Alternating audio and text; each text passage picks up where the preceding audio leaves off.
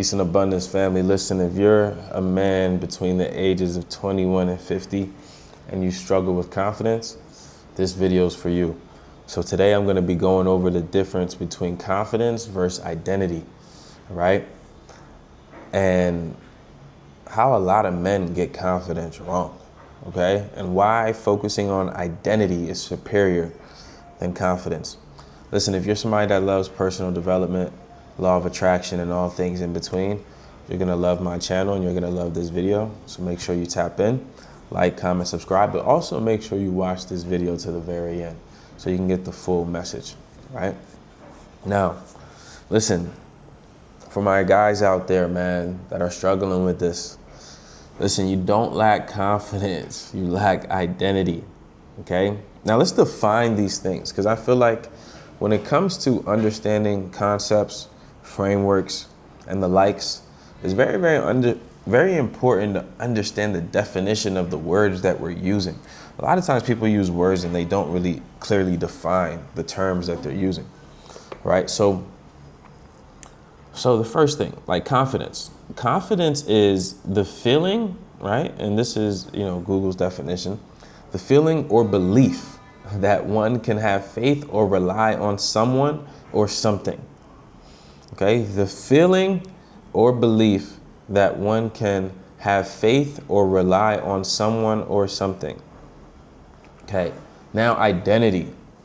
Identity is the fact of being, who or what a person or thing is.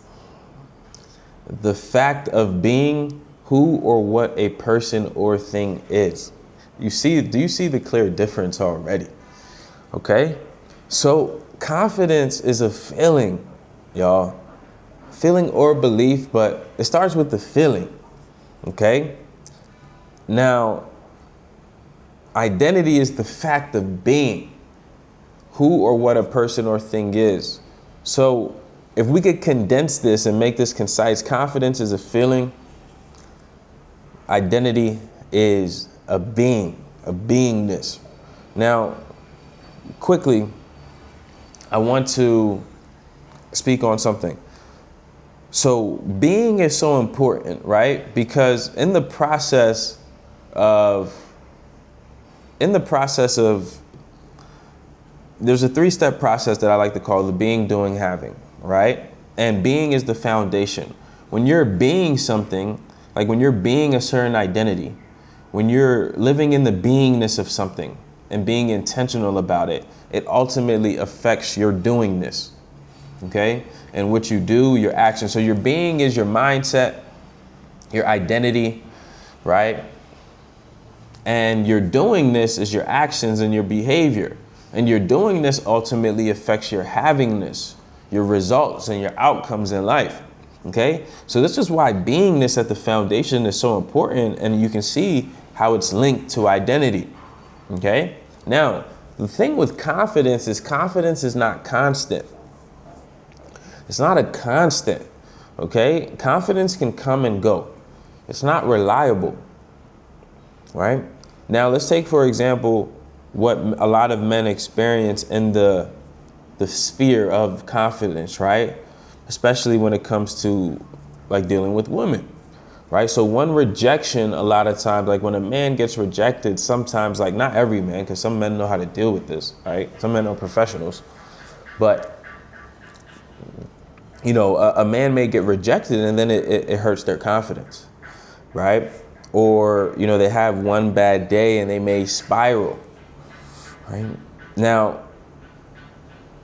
if your confidence can be taken from you, it was never real, okay? So no thing, no situation, no circumstance, no person should be able to take your confidence, all right? Nip said, never let a hard time humble us, right? So nothing should be able to take your confidence, okay? Because the problem is a lot of people are relying on outcomes to validate them instead of operating from identity, okay? So a man that depends on confidence to approach a girl, approach a female, because he wants to attain a certain outcome, right? Now, the man that operates on identity is just like, is operating on standard. Oh, pretty girl, that's attractive. The optics, the logistics are right. Boom. It's just what I do, right? So that's the difference. It's a different mindset. It's a different perspective.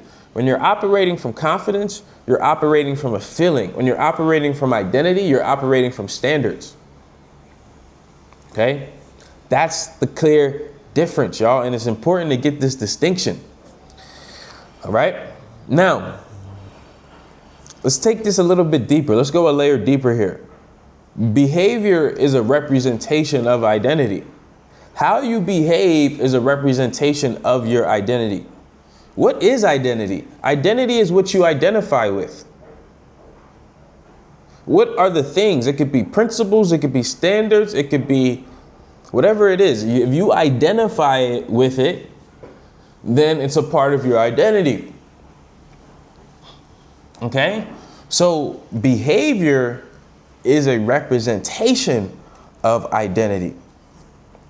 So you could think that you're this certain version of yourself, but if it's not a reflection, if it's not reflected in your behavior, then you're not really that person, right?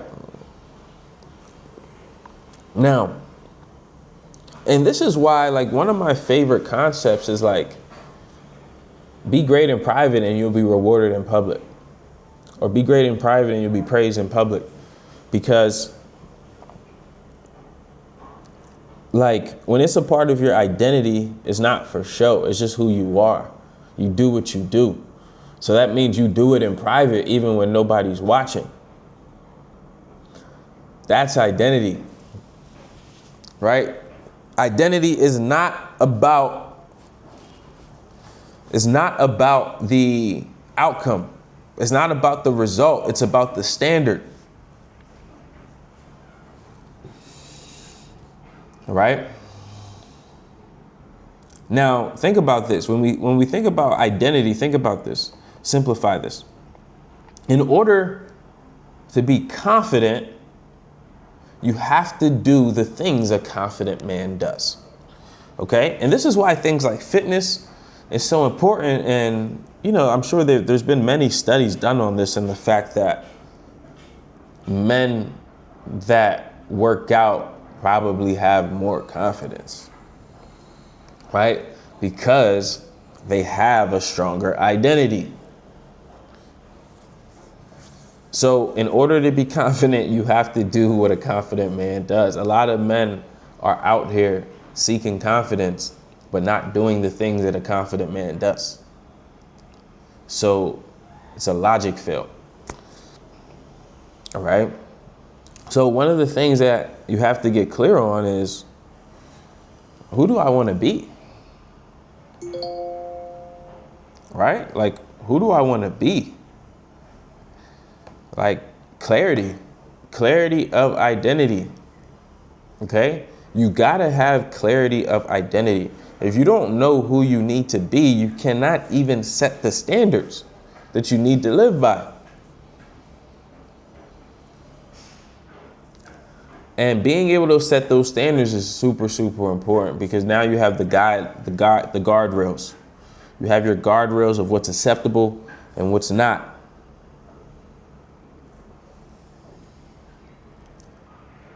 So get clear on who you need to become. And the only way you can get clear on who you need to become is first identifying your vision. Because once you identify the vision, then you can see and match up, okay, who do I need? What is the person that is required for the fulfillment of this vision? Who is required? And then once you can have an idea of who is required, then you can start on the path to actually becoming that person. All right?